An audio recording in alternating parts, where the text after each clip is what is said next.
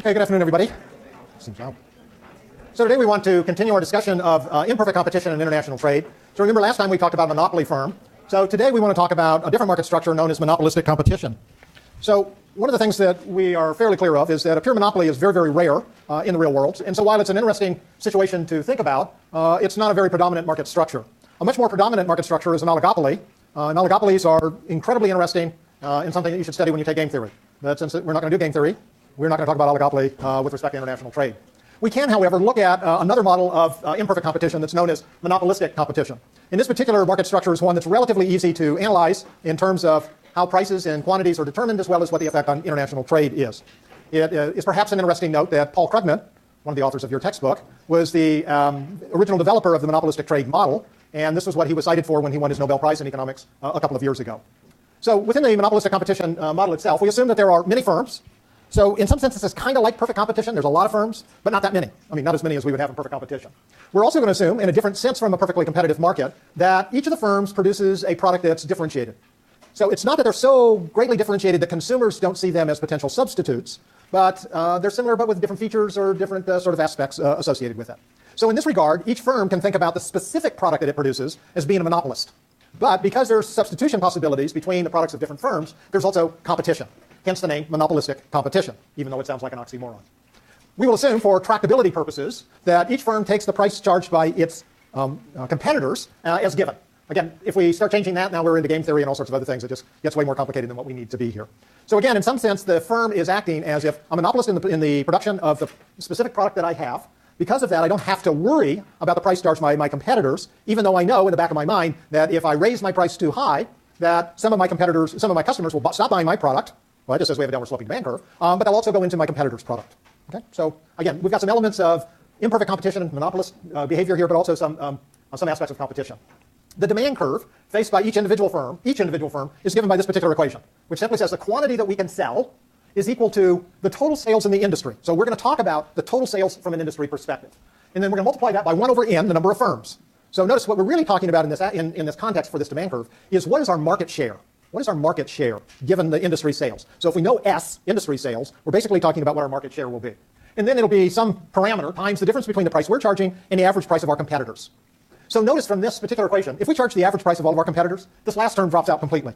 And so our sales will simply be the industry sales divided by n, the number of firms. So if everybody in the industry charges the same average price of the industry, then every firm will have exactly the same market share, 1 over n. Okay? Now notice, if you charge a slightly higher price than the average, you're going to lose some sales, so your market share, and therefore the quantity produced and sold, will go down. And if you charge a lower price, you can capture some of the market share in quantity. So B here is essentially just the price responsiveness that customers have to our product based on its price versus the average price of all of our competitors.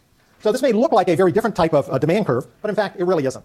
Right? We're just saying quantity is a function of some fixed number, in this case industry sales, and price. We're going to assume for now that the total sales of the industry is fixed. So big capital S in that demand curve over here is fixed. We'll relax that assumption here in just a minute. We're also going to assume that each firm is symmetric. Now this is a really unrealistic assumption, but again, it's for tractability purposes to keep the model so it doesn't get too complicated. Lots of work has been done by looking at firms that are asymmetric. So all we mean by symmetric here is that each firm has the same average cost and marginal cost curves.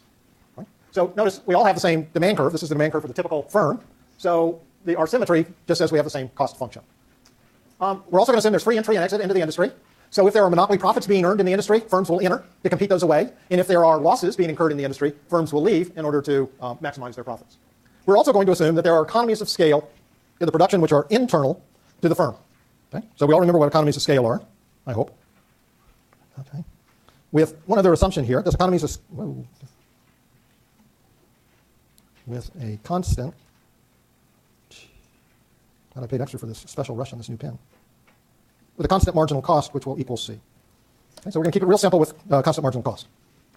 Then, is this our last assumption? No, second to the last assumption. Consumer demand is going to be, for differentiated products, is driven by either one of two approaches, what we call the love of variety approach or what we call the ideal variety approach.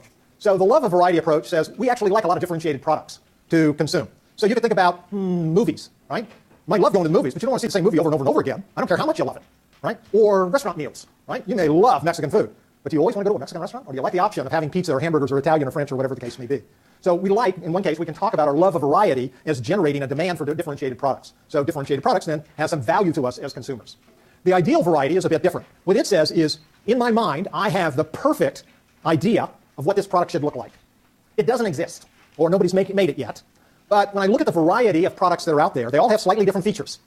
And because I've got many different varieties to choose from, one of those varieties is likely to come closest to my ideal variety. If I only had one choice, it may or may not come anywhere close. Think automobiles, right? Think about how much variety there is in automobiles. And lots of people, when they buy a car, they've got in mind all these features that they want in their automobile. Again, having multiple manufacturers making multiple different types of cars gets us closer to that ideal vision.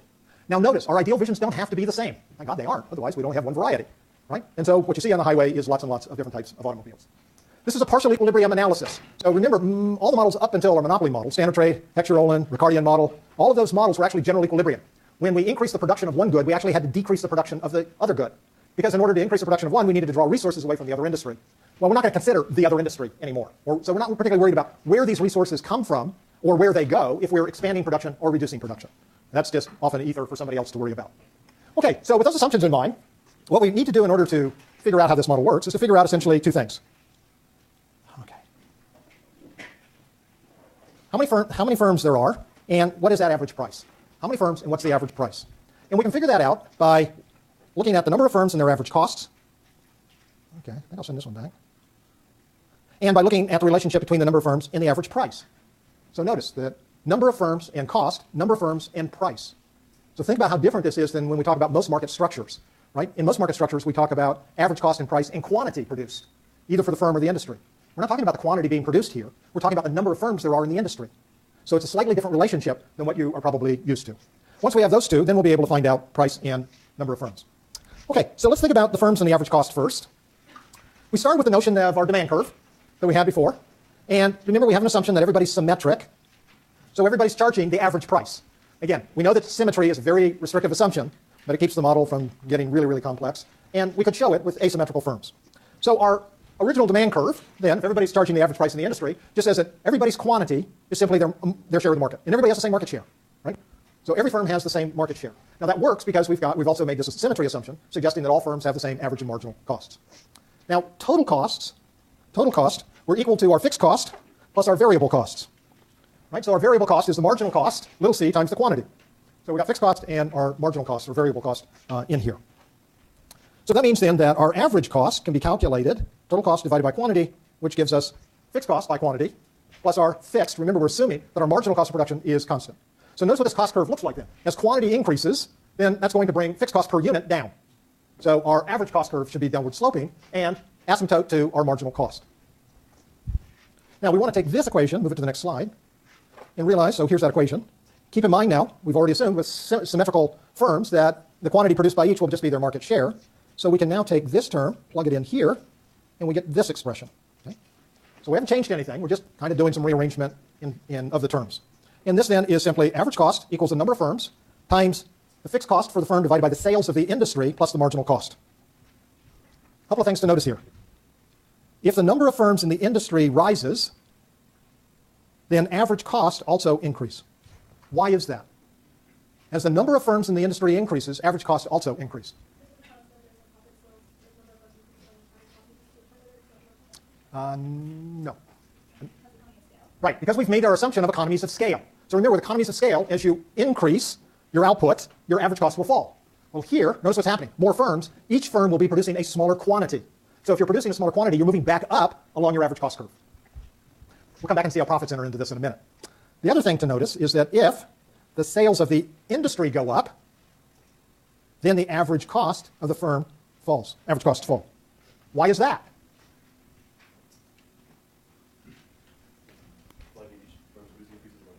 Okay. Right. So if the industry sales have increased, if S has increased, that means each firm is now producing at a larger scale.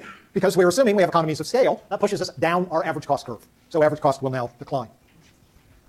So over here, we can have average cost on our vertical axis. And again, notice, on the horizontal axis, this is the number of firms. This is not the quantity that the firm is producing. It's the number of firms. And so the relationship that we just had, this one, would simply say that our average cost curve will be upward sloping. Okay. So again, if we've got more firms, same size industry, each firm will be producing at a smaller quantity with economies of scale. That means we have to have a higher average cost. Okay, so we have half of what we need. Now let's look at the relationship between the number of firms and the equilibrium price charged. We need to come back to our demand curve here. And all I've done in this next step is to multiply through by S and to rearrange some terms. what I want to pull out is this second term is our price. The price that the firm is charging, not the average price of the industry. So everything else that's not this price we're going to collect in this first term, and then everything associated with the price we'll collect over here. Now, we can just do some substitution, call this first term A, and call S times B, B.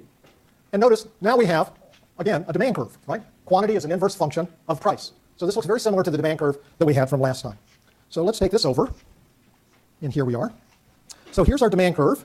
From last time, here's our marginal revenue curve. B, capital B, was S times little b, right? That's right here. And therefore, we can do some substitution here, and we end up with this equation. Okay? So this is our marginal revenue curve. Now, for a profit-maximizing firm, we want to set our marginal revenue equal to our marginal cost. So here's marginal revenue.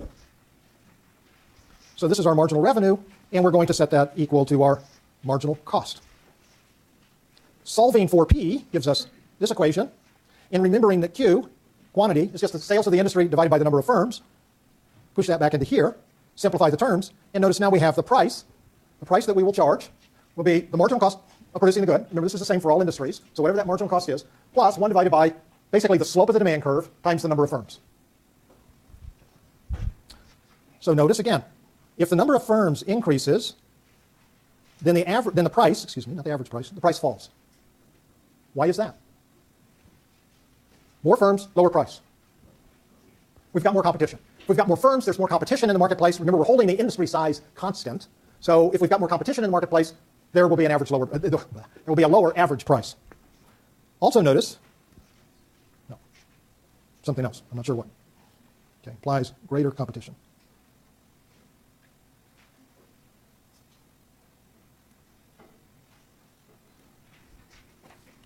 So now we're going to put the price on the vertical axis. We still have the number of firms on the horizontal axis. Now let's just draw in our marginal cost. So remember, we assumed that it was fixed. So here's our marginal cost. And so our price curve says that as we have more firms, the average price will fall. More competition. Okay. So we've got a cost curve that's upward sloping. As long as our industry sales are fixed, having more firms that operate with economies of scale means smaller production for each firm and therefore higher average costs. In terms of pricing, as we have more firms, there'll be greater competition, and there'll be a lower average cost. So now we can put these two together. Our price curve and our cost curve. And of course, we all know where things intersect are interesting points.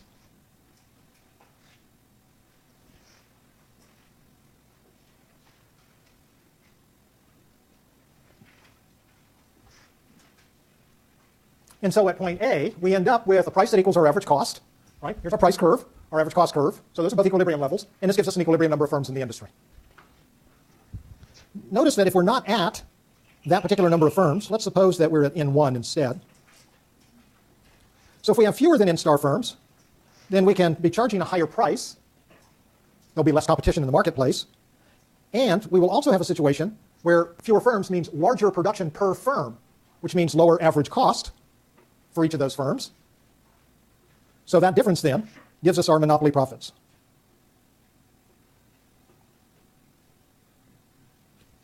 And what happens? Other firms will enter the market, right? We assume that we have free entry and exit into the marketplace. For the total industry? Yeah. Yes.